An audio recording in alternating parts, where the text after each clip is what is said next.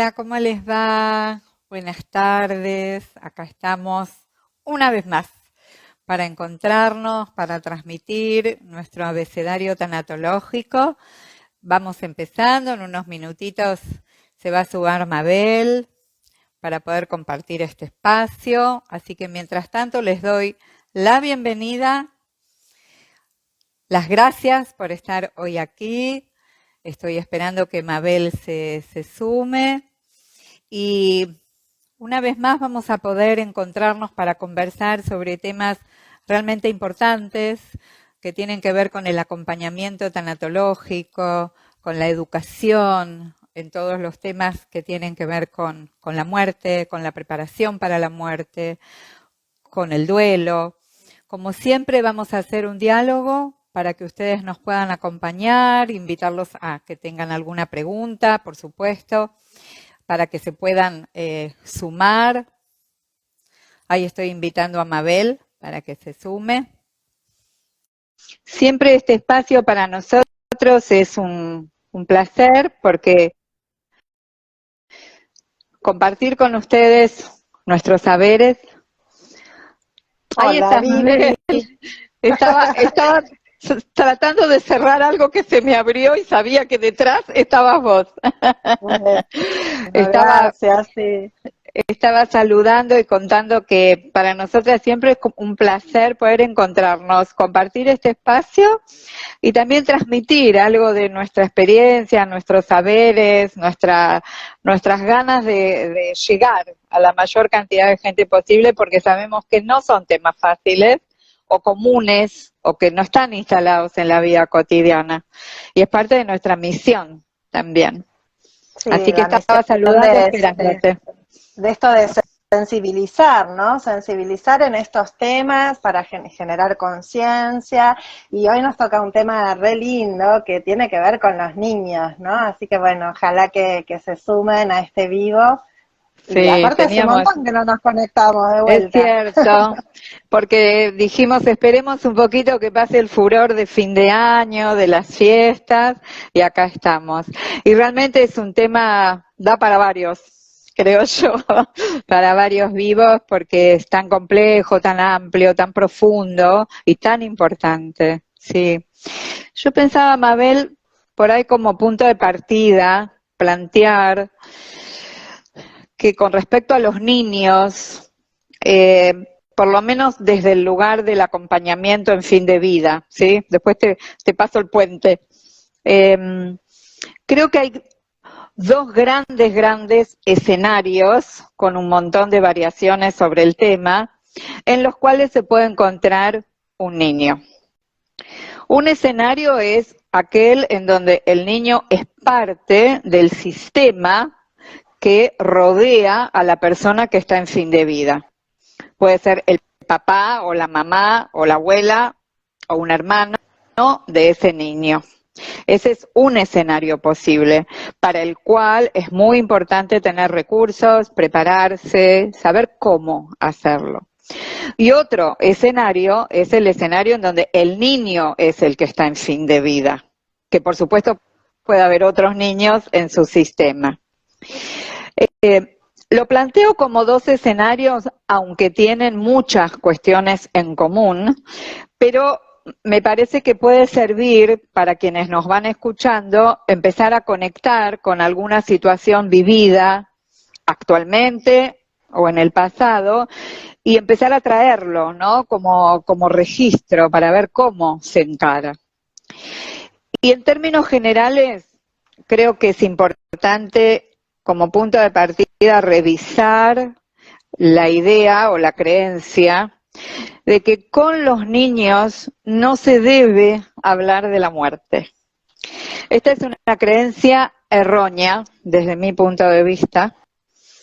Yo considero que con los niños se puede, hay que hablar. La gran pregunta, por supuesto, es ¿cómo? ¿Cómo hablar con un niño sobre la muerte?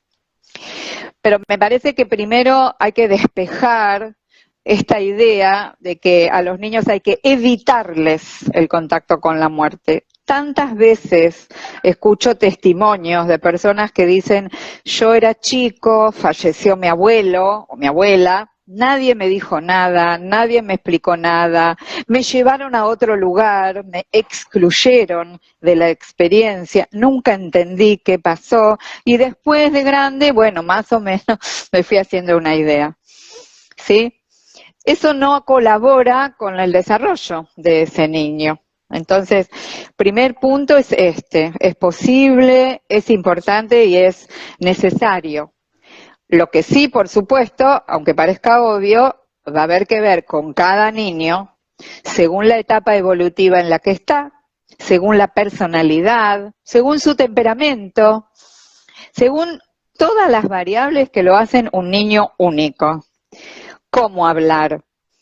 Hay niños que escuchan más, hay niños que preguntan, hay niños que tienen tiempos cortos, un ratito, dejan, van a jugar, vuelven a preguntar. Cuando el adulto aloja, está realmente disponible, el niño va a venir a preguntar cuando necesite, va a preguntar a su manera, esto es importante también, va a preguntar acorde a su estado mental, quizá va a preguntar algo que ni se nos ocurrió. Lo importante es que sepa, perciba que hay un espacio para hablar de esto. Esto como tema general. No sé si querés, Mabel, sumarte, yo puedo seguir.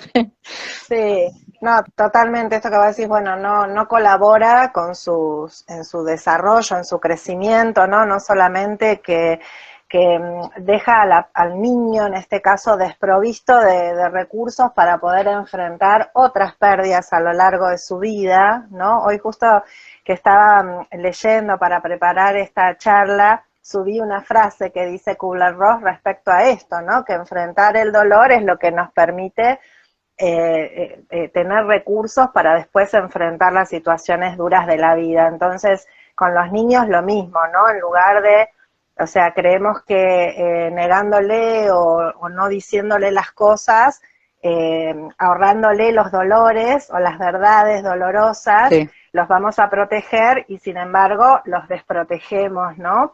En este caso del niño que está próximo a la muerte, lo desprotegemos en no poder comunicar todo lo que le está pasando a este niño, ¿no? Que no pueda hablar lo que esté necesitando decir, o sea, todo lo que hablamos siempre, Vivi, del duelo anticipado, que después Sí, favorece la elaboración del duelo posterior, por ¿no? supuesto. Y hoy leyendo un poquito a Elizabeth Kubler-Ross, justamente decía, ¿no? Que el niño necesita comunicar lo que está viviendo cuando está en fin de vida, con una enfermedad, ¿no? Y que va a buscar a alguien para comunicárselo, para comunicarse. De alguna Sí, manera, ¿no? sí, Va a buscar y dice, y a veces son personas indirectas con las que no tiene por ahí mucha relación de que no es una persona de la familia, y si a veces puede ser una enfermera, ¿no? Alguien, sí. pero que el niño claramente necesita comunicarse. Y también algo, perdón, que solo esto, porque vos en esto que te voy a traer seguramente tenés un montón para compartir, pero algo que leí también que decía Kubler-Ross, es que el niño quizás no tiene conciencia a nivel intelectual de lo que esté sucediendo, pero que sí tiene a nivel espiritual la conciencia Sí, de la proximidad de la muerte, sí, ¿no? sí, Y esto me parecía tan importante. totalmente. Después quisiera compartir, comentar un poco la relación de Kubler-Ross con un niño en particular, un documento escrito que ha quedado, que es la carta que ella le escribe a un niño con cáncer, y contar un poquito cómo lo aborda, porque me parece que nos da buenos mapas, buenas guías para verlo. Que quisiera referirme a esto que vos decís. Yo hablaba del niño en el sistema que acompaña, que está alrededor, y la importancia de incluirlo, explicarle qué está pasando, por qué se hace lo que se hace, mamá, papá, la abuela, está en la cama porque no se está sintiendo bien, está en ponerle palabras correctas, la palabra enfermedad, se está haciendo un estudio, un tratamiento. Los chicos aprenden, incorporan un código que les es nuevo, no a todos los niños le toca esta experiencia, pero a aquel niño que le toca vivir esto, va a ser un niño que enriqueció su lenguaje, enriqueció sus conceptos, incluyó experiencias de la vida que le tocan vivir, el dolor, el duelo anticipado, como decías vos, la muerte, ¿qué es la muerte?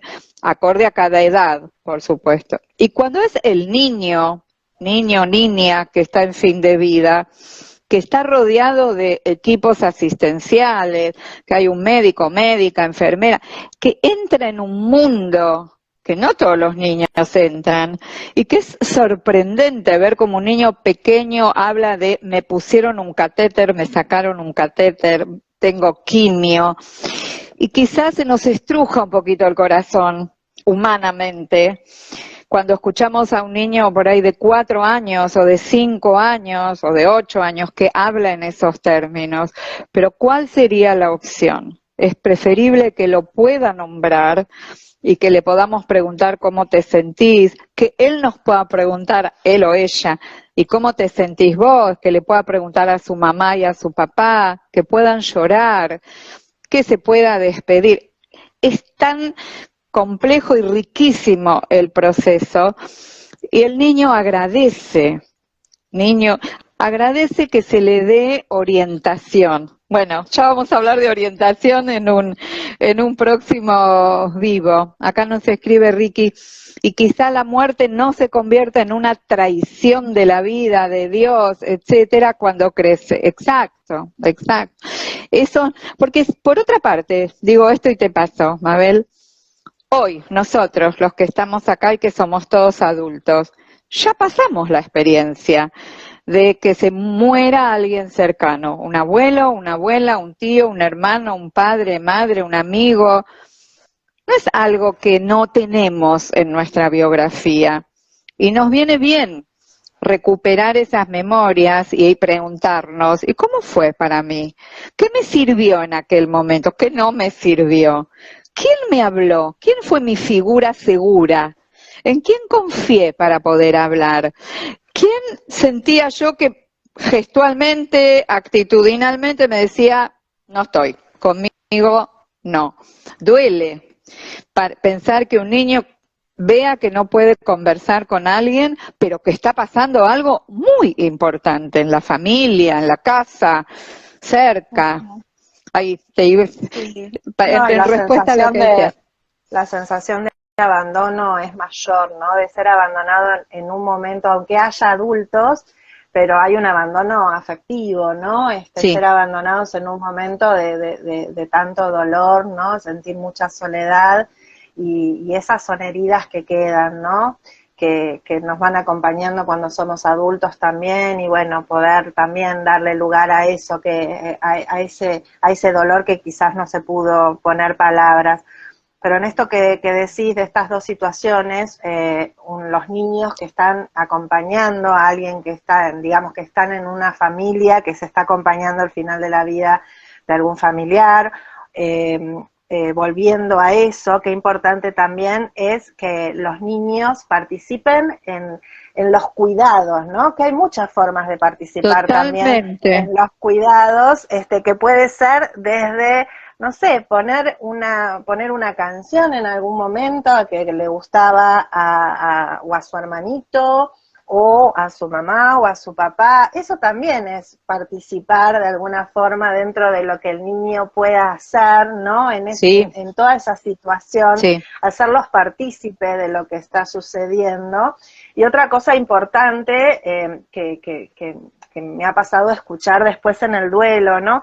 Es la culpa que siente el niño de tener ganas de divertirse o de hacer algo alegre, o de ir a un cumpleaños, o hasta los celos por ese hermano que quizás está en esa situación de fin de vida, Sí. pero que ha generado que estos papás no lo estén atendiendo, ¿no? Y por ahí estos hermanitos sienten celos, sienten soledad, y todos estos sentimientos también necesitan ser expresados, ¿no? Totalmente. Validados, y que también está bien que los niños, los hermanos, puedan ser atendidos en estas necesidades, ¿no? A veces puede ser un tío o alguien, un vecino, un amigo de la familia, que se ocupe también de dar seguridad a Sí, estos hermanitos sí. y de que estos niños, estos hermanos puedan tener un momento también de alegría o de disfrute dentro de esa situación que se está viviendo, ¿no?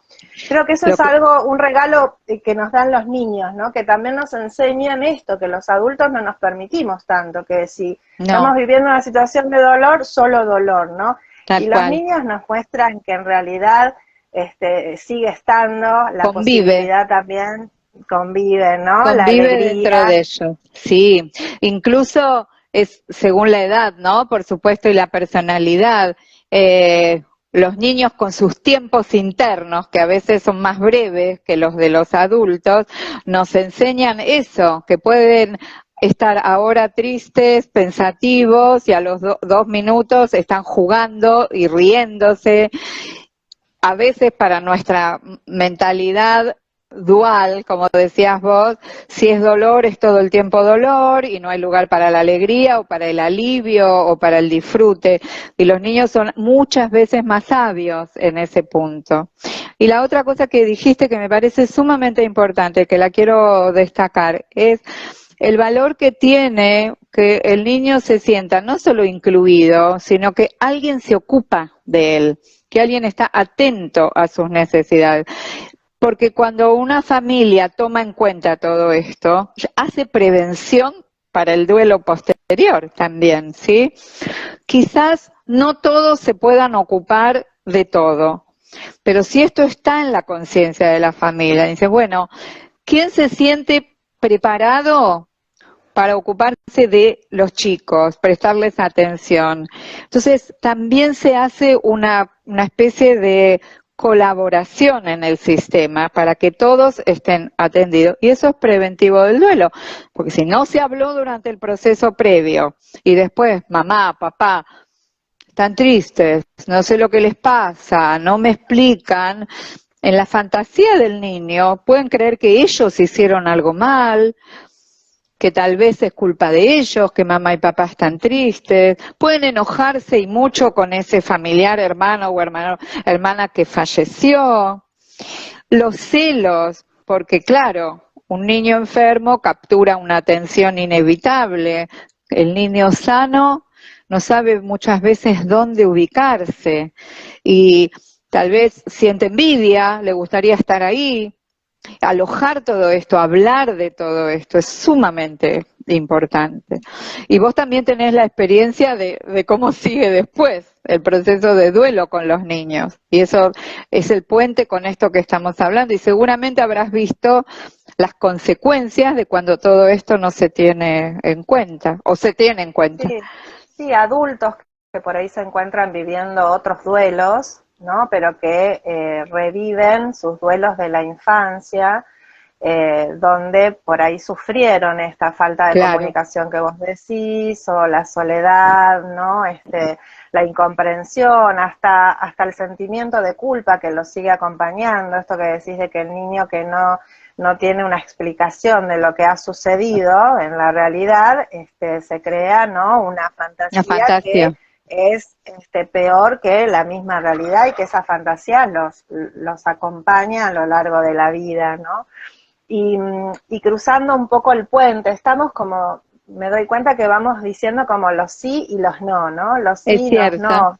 sí. Que no, bueno, no hay que ocultarle al niño, que sí hablar, ¿no? Tratar de comunicarnos de manera clara con ellos, acorde a su edad, haciéndolos participar dentro de las posibilidades también del niño, esa situación de la vida, esa situación dolorosa que se está viviendo en la familia, que los niños sean incluidos en esta situación, ¿no? Y un momento que las personas preguntan es qué pasa si incluimos a los niños en el momento de la muerte, Sí. ¿no, Vivi? Y también, bueno, Kubler-Ross, por ejemplo, en su libro Una luz que se apaga, ¿no? Esa que ella dedica a hablar de los niños, dice que, bueno, que en el momento en que el niño muere, ¿no? Que qué momento íntimo para poder ser vivido en familia también, ¿no? Que estos papás, con quien haya sido que murió, si es un adulto o si es un niño que murió, pero qué importante que la familia pueda estar ahí en contacto y en relación y haciendo esa última despedida al ser querido que murió, ¿no? Y siempre expresándole al niño, ¿no? Invitándolo a que eso suceda, ¿no? Que eso es facilitador del duelo y es un Sí, momento de intimidad, sí, de tristeza y de dolor, pero vivido en familia, ¿no? Y ahí empieza un camino sano, podemos decir, de duelo en una familia que se permite claro, vivir sosteniéndose y claro. acompañándose en ese momento, ¿no? De tristeza y de dolor. ¿Sabes qué pensaba, Mabel? Que la contracara de esto, cuando esto no se hace, cuando el niño queda afuera, es que muchos adultos, muchas personas llegan a adultos y nunca vieron una persona muerta. Es una experiencia que no han tenido y que en su fuero interno se va cargando de temor, de aprensión, y es como un círculo vicioso, ¿no? Más le temo, más la evito. Entonces, si bien es una experiencia de alto impacto emocional para la cual hay que prepararse, eso no quiere decir que haya que evitarla. Que ese niño de adulto va a poder decir, yo lo vi, yo estuve ahí. Y en mi experiencia, cuando los niños pueden, porque estamos generalizando, ¿no? Y hay excepciones más que válidas, pero cuando un niño ha podido darle un beso a una abuela fallecida, a una madre o a un hermano y estar ahí con un entorno adulto que lo contiene, ¿sí? Ese niño está aprendiendo una verdad de la vida que a todos nos toca aprender. La muerte sucede, no tiene edad, a cualquier edad se puede presentar y ese niño está participando del proceso de la vida.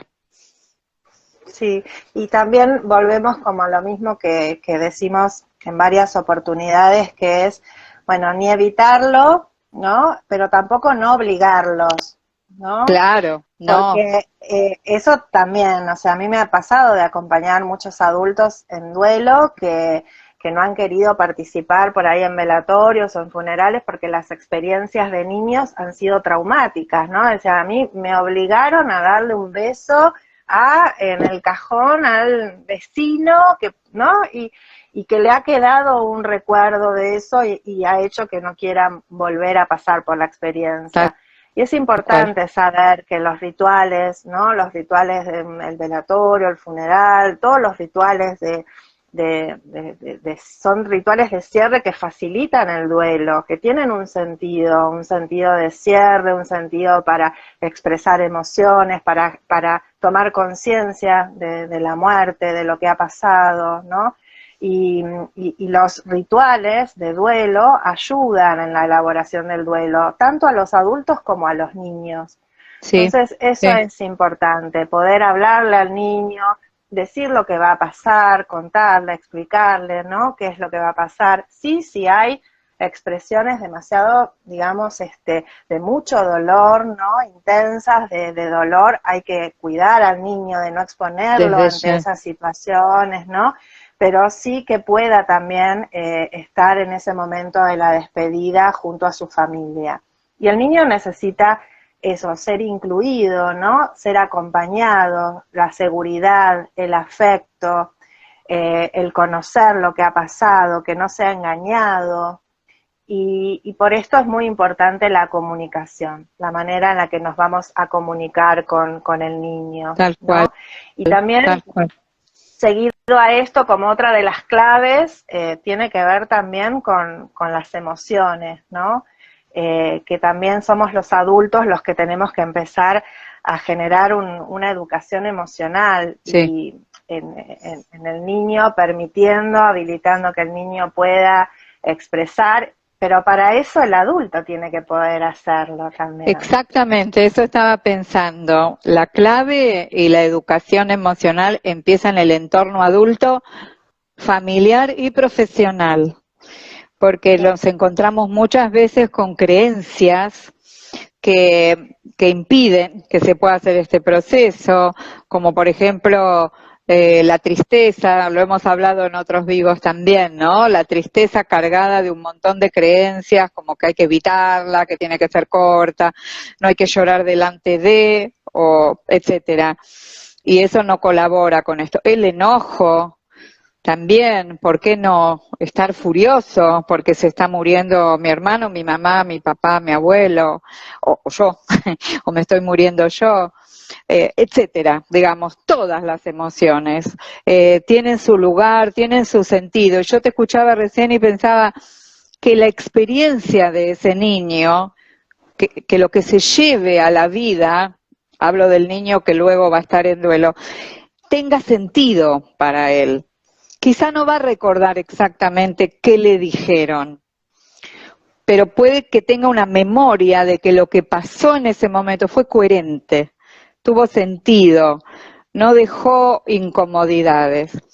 Y cuando es el niño el que está en fin de vida, acompañarlo puede ser un proceso tan sagrado, tan rico para el entorno, hasta salir fortalecidos con el tiempo, por supuesto, y con todo lo que implica el dolor de estar ahí. Pero si esto es aceptado, como decías vos, aún siendo doloroso, hay una posibilidad de transformación. Por eso nos gusta tanto Elizabeth Kubler-Ross, ¿no? Porque ella siempre apostó a la transformación a través del dolor. Sí. Y también la importancia de apropiarse de los rituales, ¿no? Ahí hay algo, esto que decís del sentido, porque lo que hagamos en esos momentos tiene que tener un verdadero sentido para cada uno de nosotros y para cada familia, ¿no? Y cuando hay niños en la familia, puede ser desde que el niño necesita hacerle un dibujo a su hermano, a su hermanita, o dejarle un juguete, ¿no? A veces puede ser que quieran también ponerle un juguete, ¿sí?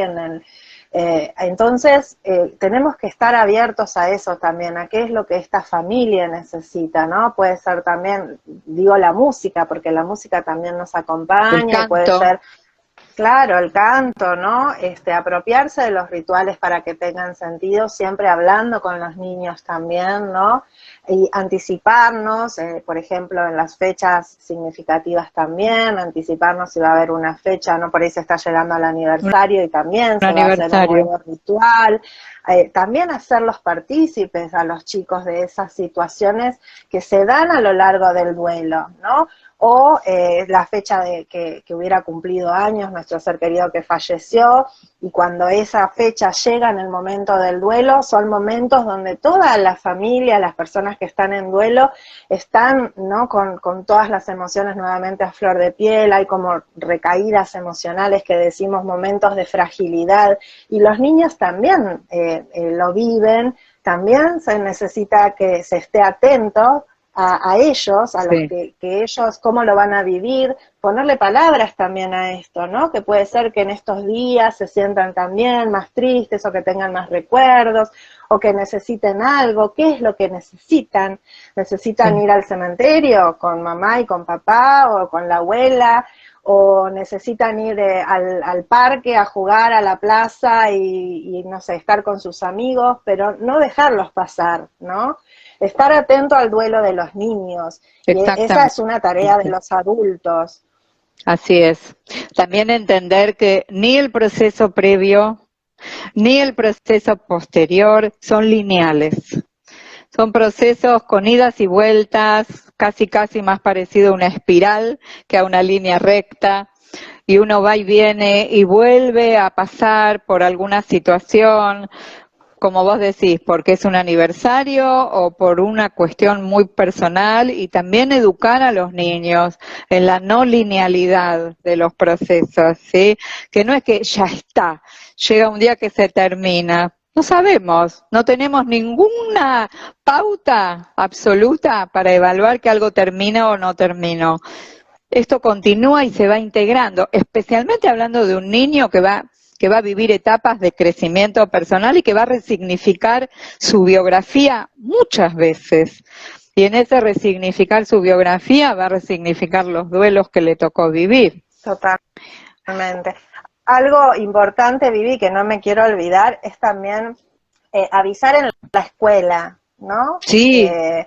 Avisar en la escuela a las maestras que son las que están día a día, todos los días con los niños, si ha habido una pérdida en la familia, ¿no? Estamos hablando, bueno, de pérdidas por muerte, pero también esto es válido en duelo por separación de los padres, ¿no? O en Sí. enfermedad. Que bueno, quienes están acompañando y cuidando a los niños tienen que estar atentos también, ¿no? Y lo que decíamos hace un rato, que somos los adultos los que tenemos que empezar a trabajar en nosotros, la relación con la muerte, cómo hablamos, cuánto nos permitimos hablar, nombrar, pensar, tomar conciencia, ¿no?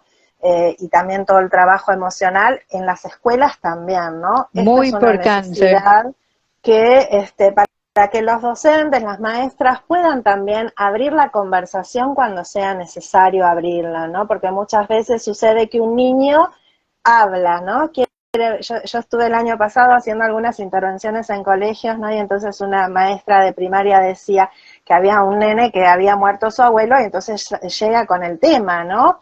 ¿Y qué se hace? Porque empiezan todos a hablar, a mí se me murió mi abuelo. Ah, ¿y cómo? ¿Y me murió? ¿No? Y entonces ahí si te agarra como adulto, ¿no? Desprevenido. ¿Qué hacemos con esto? Claro, ¿Hablamos? ¿Lo abrimos? Uy, claro. pero van a empezar todos a hablar, ¿no? ¿Y qué va a Sí, pasar en la casa? sí, Porque también, ¿no? Si en la casa hay miedo en el colegio hablaron de la muerte, ¿no?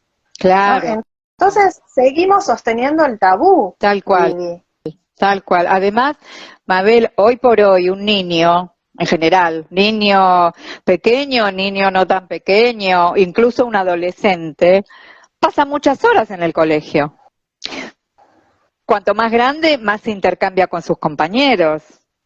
Entonces, si la escuela, por eso un poco insistimos desde el acompañamiento tanatológico sobre el valor de la pedagogía tanatológica, si la escuela lo admite como si fuese una materia más que hay que cursar en la preparación de un docente, si la escuela acompaña a la familia, si la familia se abre hacia la escuela, como vos decías, todos colaboran en crear un entorno que verdaderamente acompañe a los niños, pero también que los mismos adultos se acompañen entre sí, la escuela acompañando a la familia acompañando a la escuela, en una comunicación abierta, algo que llama la atención, algo que preocupa.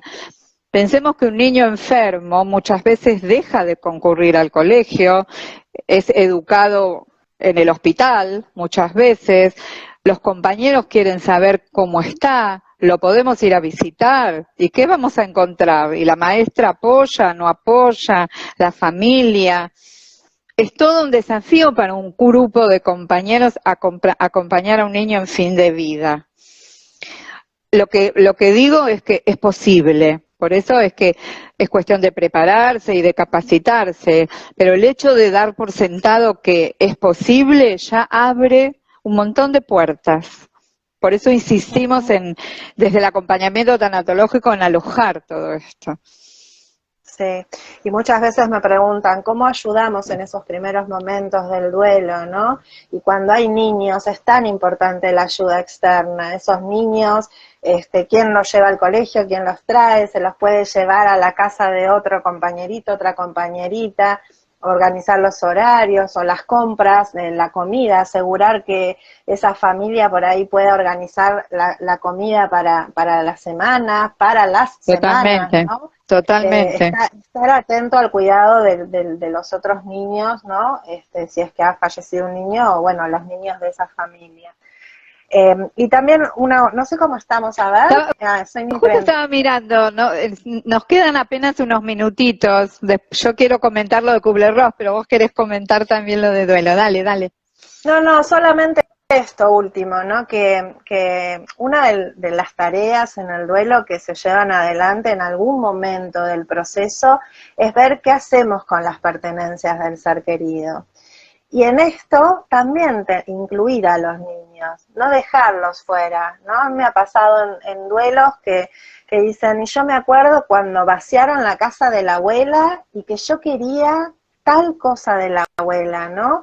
Y nadie me preguntó y no Sí, pude ir, no pude volver a la casa, sí. o mismo de un hermanito, ¿no? Se saca todo y por ahí, qué es lo que este niño de esa casa, el hermanito, la hermanita necesita en su duelo también, ¿no? Estar Sí, atento a las necesidades de los niños a lo largo de todo el proceso. Eso totalmente. solamente quería. Sí. Bueno, yo aprovecho para contar esta experiencia eh, tan interesante. Es un libro cortito que se llama Carta para un niño con cáncer, que lo escribió Elizabeth Kubler-Ross y que está dedicado a Dougie, o Dougie, no sé cómo se pronunciará bien. Esto surge en el año 78. Este niño le escribe a Kubler-Ross y le hace 3 preguntas que las voy a comentar y después quiero contar cómo le responde, desde qué lugar le responde Kubler-Ross. Él le pregunta qué es la vida, qué es la muerte y por qué mueren los niños, o por qué los niños tienen que morir. Y Kubler-Ross, si uno lee el texto, ahí nos están escribiendo algo. Ah, mira, claro, tal cual, estás confirmando lo que decía Mabel. Las pertenencias y las fotos de su mamá fueron sacadas y en sus 8 años lo tomó como que no se podía hablar de eso. Claro, esto es lo que estamos tratando de, al hablar, evitar que se repitan estas historias que perpetúan un dolor evitable. Les decía, Kubler-Ross en el texto lo encara desde varios lugares. Primero, habla de Dios. Habla del poder de Dios, de cómo Dios está en todas partes, cómo Dios, digamos, en sus términos, yo diría, lo encara espiritualmente, hablándole a este niño sobre el poder de Dios en la naturaleza, en la vida de los seres humanos, en la sabiduría de este Dios. Habla de un Dios sabio que incluye en su sabiduría también esta posibilidad de que un niño muera. Ella lo vincula de esa manera. Por supuesto, discutible, conversable, pero ella lo encara desde ahí. Y la otra cuestión, sumada y conectada, es donde ella trae su cosmovisión de que la muerte no es el final, de que la muerte es un cambio, una transformación, que uno se encuentra o reencuentra, podríamos decir, con otras personas fallecidas, y un poco lo alienta, entiendo yo a él, a conectarse con cierta continuidad en el proceso de morir. Carta a un niño con cáncer. Quiero solo leer el último párrafo. Hay unos dibujos preciosos, el libro está escrito, o por lo menos la versión que yo tengo, como si estuviera escrito a mano, una cosa así, en manuscrito.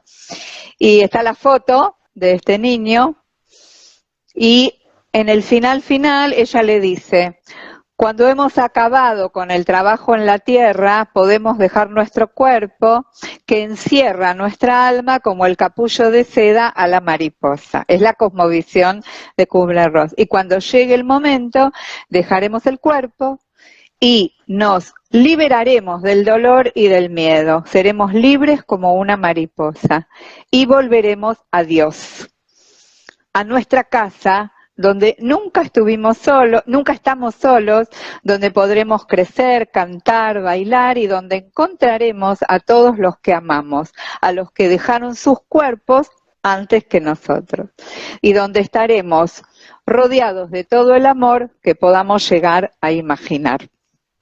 Hermoso. Esto es Kubler-Ross en su máximo, creo yo, ¿no? su máxima entrega y compromiso respondiéndole a un niño que ella sabe que va a morir, obviamente, y que le da esta especie de regalo. Y ella nos deja a nosotros un regalo al encararlo de esta manera. Totalmente.